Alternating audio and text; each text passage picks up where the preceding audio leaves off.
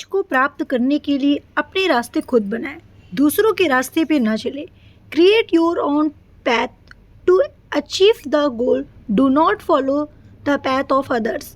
नमस्कार दोस्तों, स्वागत है आप सभी का अपना प्यारा सा यूट्यूब चैनल सफलता एजुकेशन अड्डा में।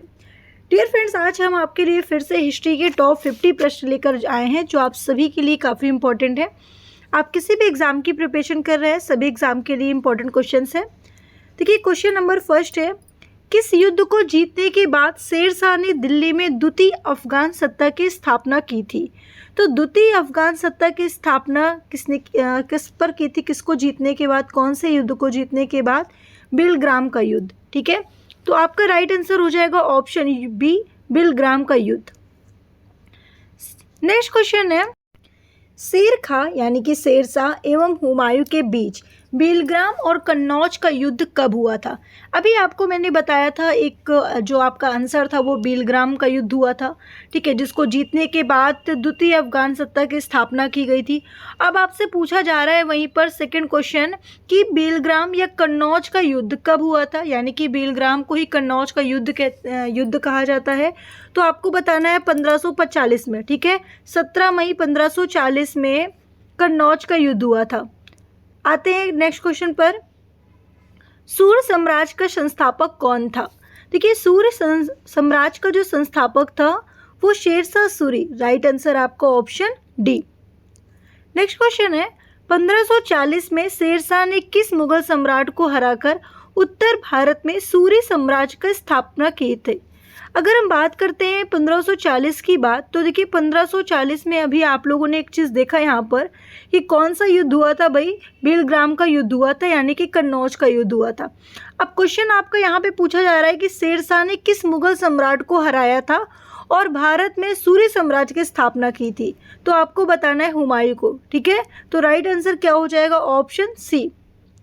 नेक्स्ट क्वेश्चन है, शेरशाह के पिता हसन खां जौनपुर राजा के अंतर्गत सासाराम के थे। क्या थे सासाराम के? तो भाई आपको बता देना है जमींदार थे। तो राइट आंसर क्या हो जाएगा? Option C. बिहार के अफगान शासक सुल्तान मोहम्मद बहार खां लोहानी ने शेरशाह की बहादुरी से प्रसन्न होकर उसे कौन सी उपाधि प्रदान की थी? देखिए, जो बिहार के अफगान शासक सुल्तान मोहम्मद बहार खां थे, ठीक है, उन्होंने एक उपाधि प्रदान की थी शेरशाह की बहादुरी से प्रसन्न होकर। तो वो कौन सी उपाधि थी? शेर खां की उपाधि थी। राइट आंसर आपका क्या हो जाएगा? ऑप्शन ए हो जाएगा। ऑप्शन ए बिल्कुल करेक्ट आंसर है। नेक्स्ट क्वेश्चन है, शेरशाह का जन्म बजवाड़ा होशियारपुर में हुआ था, लेकिन कब हुआ था? तो आपको बताना है क्या? 1472 में। ठीक है, 1472 में हुआ था। कहाँ पर? बजवाड़ा में। ठीक है, आगे बढ़ते हैं। नेक्स्ट क्वेश्चन, शेरशाह के बचपन का क्या नाम था? शेरशाह का बचपन का नाम अगर पूछा जाए आपसे तो फरीद खां। ठीक है, फरीद खां नाम था शेरशाह का बचपन का नाम। आते हैं नेक्स्ट क्वेश्चन पर। नेक्स्ट है, भारतीय राष्ट्रीय कांग्रेस की स्थापना कितने प्रतिनिधियों के साथ हुई थी? तो आपको बता देना है कि 72 प्रतिनिधियों के साथ। राइट आंसर क्या हो जाएगा आपका? Option A. नेक्स्ट क्वेश्चन है, वर्ष 1885 में कांग्रेस की स्थापना किसके द्वारा की गई थी? देखिए, जो कांग्रेस की स्थापना की गई थी 1885 में, वो किसके द्वारा की गई थी? तो ए ओ ह्यूम के द्वारा। ठीक है, ए ओ ह्यूम के द्वारा की गई थी।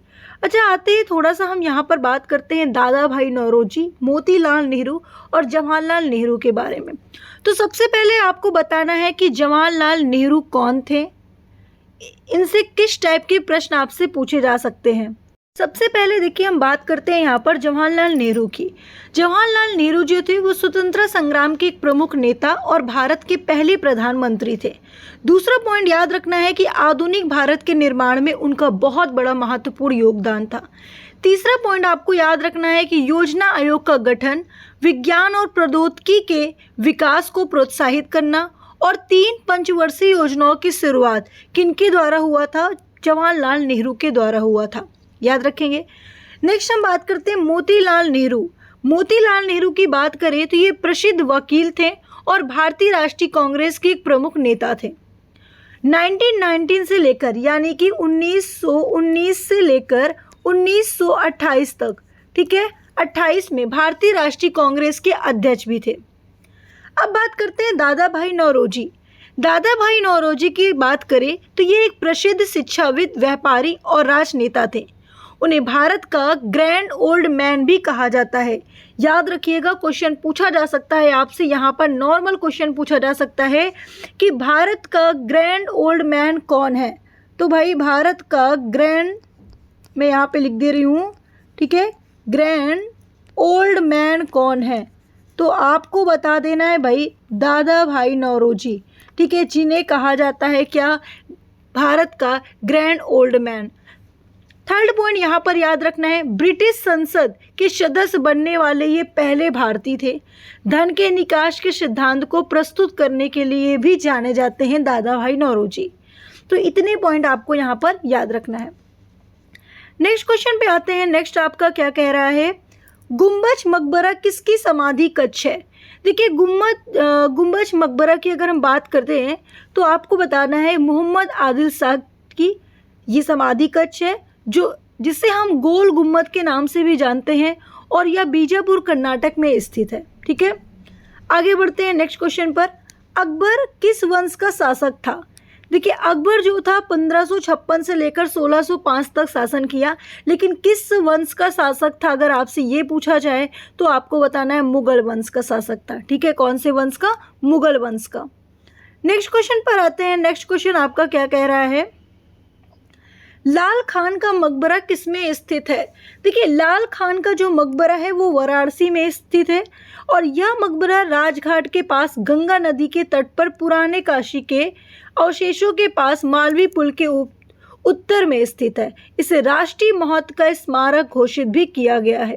ठीक है, आगे बढ़ते हैं। नेक्स्ट क्वेश्चन आपका क्या है, मुगल सम्राट के शासन के दौरान भारतीय मुगल चित्रों का जन्म हुआ था। ठीक है, तो कौन थे वो, हुमायूं, अकबर, जहांगीर या शाहजहां।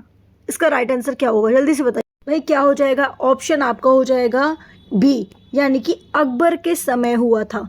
ठीक है, चित्रों का जन्म जो हुआ था अकबर के समय हुआ था। राइट आंसर क्या हो जाएगा आपका, ऑप्शन बी। ठीक है, आते हैं नेक्स्ट क्वेश्चन पर। इनकलाब जिंदाबाद का नारा किसने दिया था। देखिए इनकलाब जिंदाबाद का नारा की अगर हम बात करते हैं तो आप सभी को पता होगा, भगत सिंह। ठीक है, भगत सिंह ने दिया था इनकलाब जिंदाबाद का नारा। सुभाष चंद्र बोस ने एक नारा दिया था, जिस नारे का क्या नाम था, तो आपको बताना है तुम मुझे खून दो मैं तुम्हें आज़ादी दूंगा। और उसके अलावा जय हिंद का नारा भी सुभाष चंद्र बोस ने दिया था। महात्मा गांधी की बात करते हैं तो करो या मरो, ठीक है, करो या मरो का नारा महात्मा गांधी ने दिया था। बंकिम चंद्र चटर्जी की बात करें तो उन्होंने वंदे मातरम, ठीक है, वंदे मातरम क्या नाम है, बंकिम चंद्र चटर्जी के द्वारा। ठीक है, आगे बढ़ते हैं नेक्स्ट क्वेश्चन पर। नेक्स्ट क्वेश्चन है, दादा साहेब फाल्के ने किस साल पहली पिक्चर फिल्म बनाई थी। तो पहली पिक्चर फिल्म की बात की जाए तो 1930 में बनाई थी पहली पिक्चर। अब आप सभी लोग मुझे एक बात बताइए कि दादा साहेब फाल्के ने पहली पिक्चर कौन सी बनाई थी। 1913 में बनाई गई थी, लेकिन कौन सी थी, उस मूवी का क्या नाम है। ठीक है, तो दादा साहेब फाल्के की जो पहली फिल्म थी वो राजा हरिश्चंद्र, ठीक है, बनाई थी, राजा हरिश्चंद्र ने बनाई थी, और फिल्म 1913 में रिलीज़ हुई थी, और इसे भारत की पहली पिक्चर फिल्म माना जाता है।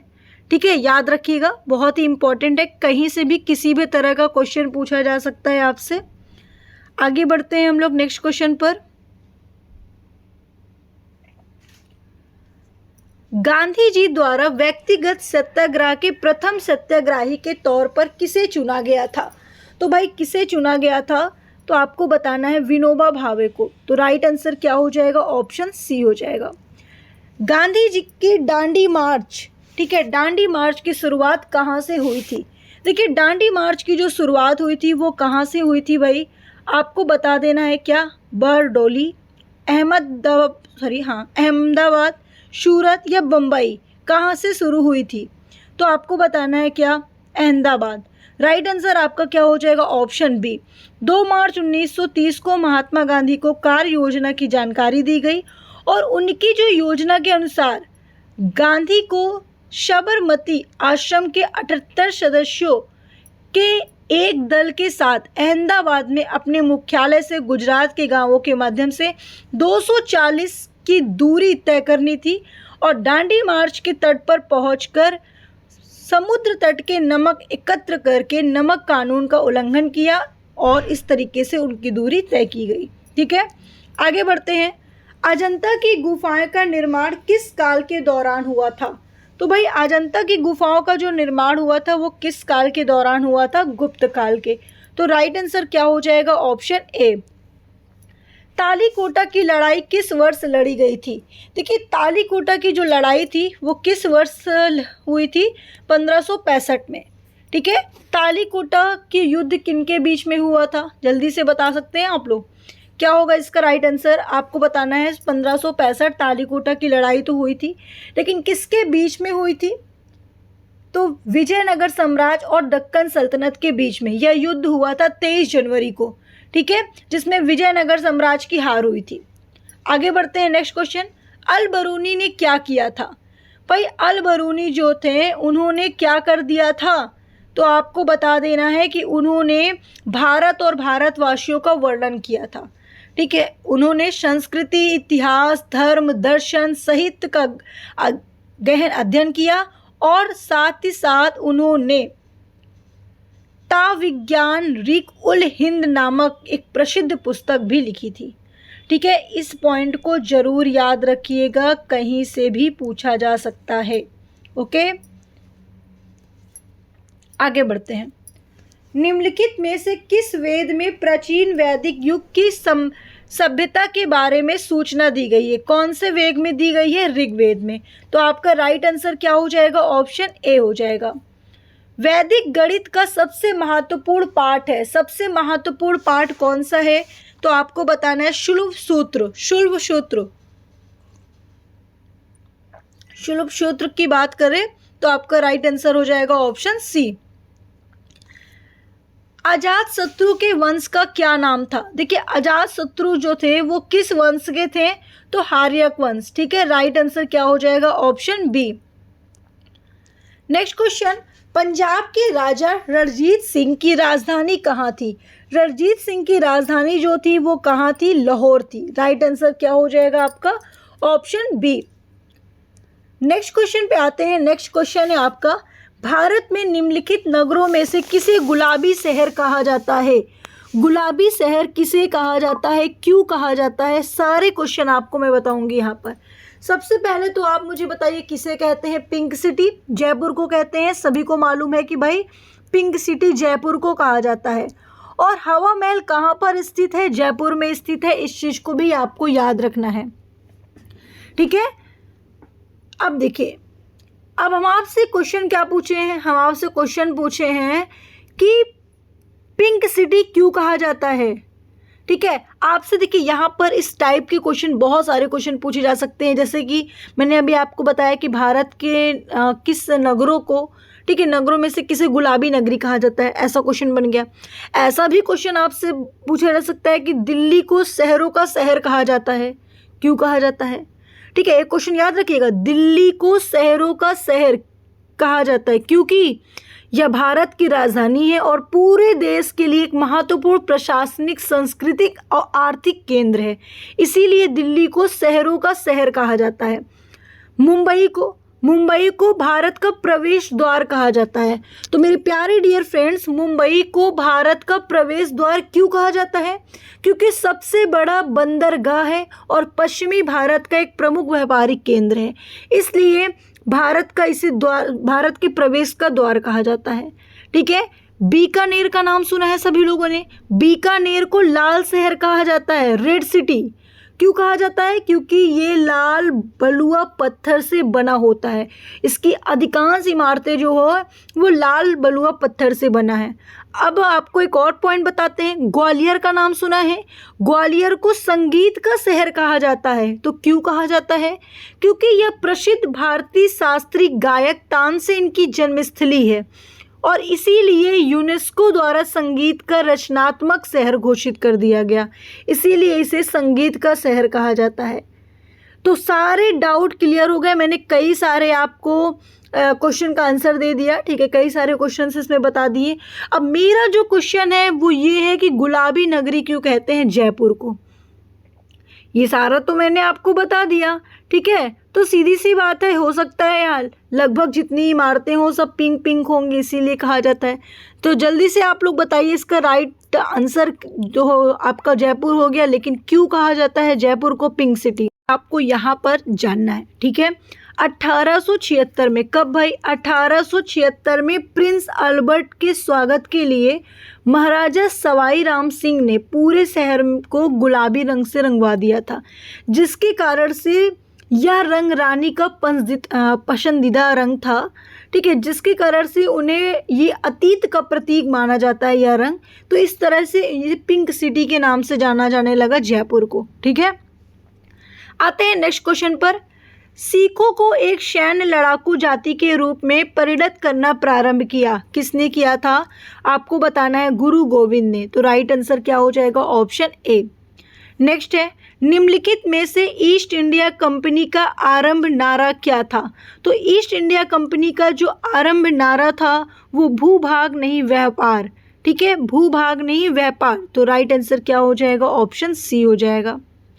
नेक्स्ट, भारत में निम्नलिखित नगरों में से किसे गुलाबी नगरी कहा जाता है। फिर से रिपीटेड क्वेश्चन हो गया ये, तो लगा लीजिएगा ऑप्शन बी जयपुर।